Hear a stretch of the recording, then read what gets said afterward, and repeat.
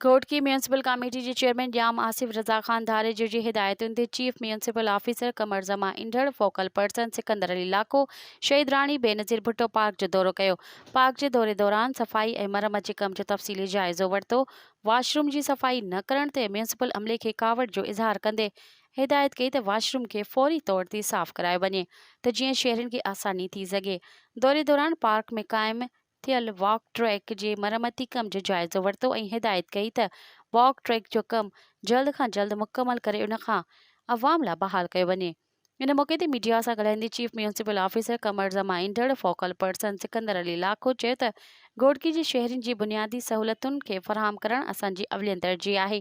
शहरियुनि खे तफ़रीही माहौल फ़राहम करण लाइ शहीद राणी बेनज़ीर भुट्टो पार्क जी रौनक बहाल कई वई आहे ऐं शहरियुनि जी सहूलियत लाइ मुफ़्त मोटरसाइकिल पार्किंग जो बि बंदोबस्त कयो वियो आहे।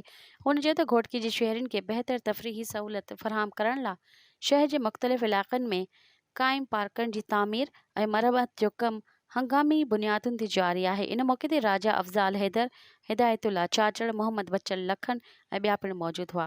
मज़ीद ख़बरनि ऐं तफ़सीलात लाइ विज़िट कयो असांजी वेबसाइट www.awamiNewsHD.com ऐं ॾिसंदा रहो अवामी न्यूज़ HD।